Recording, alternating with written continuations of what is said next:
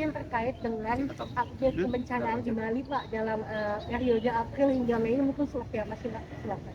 Iya, jika di awal tahun 2023, Januari sampai Maret, kita fokus untuk masa peralihan, pemulihan untuk COVID-19, tetapi harus sangat terkendali bahkan turun signifikan, secara global, nasional bahkan terjadi peningkatan, harus kembali tetap stabil dan terkendali. Jika melihat konteks bencana yang terjadi dari April, Mei, bulan ini, kami masih fokus pada dampak dari cuaca ekstrim, apakah dia terjadi hujan lebat, kemudian ikutannya ada pohon tumbang, tanah longsor, banjir, banjir bandang Acung Haro tidak ada, tapi perlu diwaspadai berbagai langkah-langkah upaya-upaya yang dilakukan oleh teman-teman pemerintah Kabupaten Kota. Kemudian jika kita melihat peta risiko bencana berdasarkan rilis dokumen terbaru yang dikeluarkan oleh pihak BNPB yaitu 2021, dari total 15 hazard atau ancaman bencana yang ada di nasional di Indonesia, seluruhnya ada di Bali. Tetapi dia tentu punya tingkat level dan kapasitas yang berbeda. Ada yang level tinggi dengan zona merahnya, ada yang level sedang dengan orange atau dengan kuning, ada yang pada zona rendah.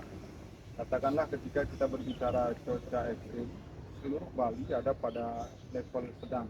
Artinya kendati pun tidak pada posisi level tinggi, seluruh daerah di Bali akan berdampak jika cuaca ekstrim akan datang. Oleh karena itu di dalam konteks seperti sekarang, pihak BMKG wilayah 3 dan Pantai memberikan peringatan dini kepada kita semua, kepada masyarakat, publik melalui kami di BPBD, perlu diwaspadai El Nino, dimaknai sebagai musim kemarau yang lebih panjang dan datangnya lebih awal.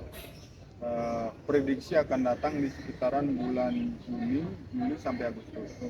Oleh karena itu, kami pemerintah daerah, BPBD, provinsi, kabupaten kota seluruh Bali mewaspadai dan mengambil langkah-langkah preventif, kesiapsiagaan dan upaya mitigasi.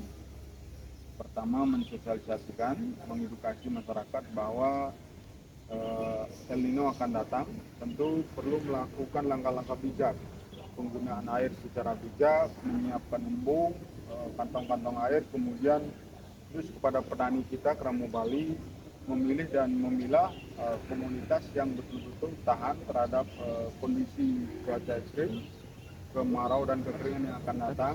Kemudian yang terakhir, jika sudah terjadi kekeringan di beberapa titik lokasi desa, misalkan kami perlu melakukan respon cepat, pemberian dan distribusi air bersih.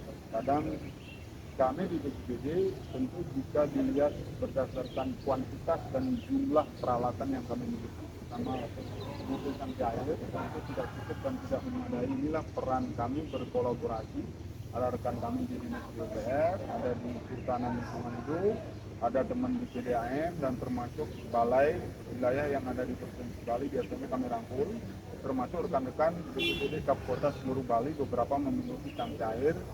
Kita berdasarkan skala prioritas, jika memang kekeringan terjadi, masyarakat kebutuhan dasar, kebutuhan pokok masyarakat kurang dan bahkan tidak ada, sudah lakukan dropping air bersih ke beberapa titik masyarakat yang memang membutuhkan air bersih. Terakhir tentu himbauan, pertama jangan pernah bosan untuk selalu mengikuti, mengupdate berbagai informasi yang dikeluarkan oleh lembaga resmi berkompeten di bidang masing-masing. Jika kita ingin tahu update tentang perkiraan cuaca di Bali, bahkan sudah dikeluarkan secara rigid berdasarkan kewilayahan tingkat kecamatan, sangat detail sekali, bahkan hitungannya per 3 jam sekali sudah langsung diupdate. Ikuti info BMKG yang dikeluarkan oleh BMKG wilayah 3. Jika ingin melakukan berbagai upaya kesiapsiagaan, berbagai informasi kebencanaan yang terjadi di seluruh wilayah di Provinsi Bali, termasuk upaya penanganan yang kami lakukan, ikuti berbagai media yang kami miliki, apakah di Instagram, apakah di Facebook, termasuk call center 0361251177 itu selalu 24 jam memberikan pelayanan kepada masyarakat, terutama jika di beberapa wilayah di Provinsi Bali terjadi kebencanaan. Kami ditelepon, kami menurunkan personil untuk melakukan upaya penanganan dan upaya kegawat daruratan yang kami siapkan tim medis dan tim dokter kami yang kami miliki sebagai tim PCR di BPBD. Pak, apakah BPBD udah ada catatan kira-kira ke daerah mana yang akan kekeringannya ekstrem dan sampai kurang air ini, Pak? Jika melihat warning dan peringatan dini yang dikeluarkan oleh pihak BMKG wilayah 3, sekurang-kurangnya kami mencatat ada 4 sampai 5 daerah kabupaten yang berdasarkan histori pengalaman beberapa tahun terakhir, mulai dari daerah timur, ada sebagian di Karangasem, kemudian sebagian di Tumpung, termasuk Buleleng, Bangli, sebagian daerah Tabanan dan sampai ke Jembrana. Tentu ini sifatnya fleksibel, tidak mesti dan tidak harus seperti yang kami jelaskan, tetapi perlu bersama-sama kita waspadai. Inilah pentingnya ada kami BPBD Provinsi Kabupaten Kota untuk di satu sisi memberikan informasi dan edukasi ke tengah-tengah masyarakat, di sisi lain kalau toh terjadi bencana, pemerintah daerah hadir di tengah masyarakat melalui BPBD untuk memberikan respon cepat, penanganan dan memberikan bantuan kepada masyarakat. Kalau suplai air yang kalau kekeringan itu apakah dari pihak desanya harus meminta atau gimana sih Pak prosedurnya itu? Kadang kami mendapatkan informasi langsung dari rekan-rekan kami di kabupaten, di kabupaten kota. Teman-teman sifatnya di kabupaten melaporkan dan memberikan informasi kepada kami.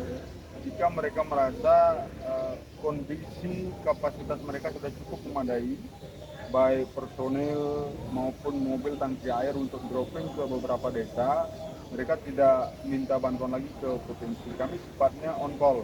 Ketika memang rekan-rekan di kabupaten kota merasa perlu dukungan, apakah armada mobil tangki air, termasuk penebalan personil, kami akan turun sesuai dengan request. Sejauh ini yang kami terima adalah laporan langsung dari masyarakat melalui kepala desa. Ketika kepala desa melapor kepada teman-teman di Kap Kota, kita akan memberikan respon pada kesempatan pertama berkaitan dengan kebutuhan pokok, kebutuhan dasar masyarakat. Air kan merupakan kebutuhan dasar, kebutuhan pokok. Ketika tidak ada air, mereka tidak bisa beraktivitas, terutama untuk masa kebutuhan dasar dan kebutuhan pokok. Oleh karena itu, di media sosial kami, di beberapa akun media sosial kami selalu share semua kontak nomor penting kabupaten kota dan BPBD khususnya di semua kabupaten kota yang ada di Bali. Atau paling simpel, paling gampang hubungi 251177 ketika terjadi sesuatu dan membutuhkan bantuan penanganan dari petugas kami BPBD. Kami juga melakukan fungsi koordinasi dan mengarahkan memfasilitasi teman-teman di kabupaten kota.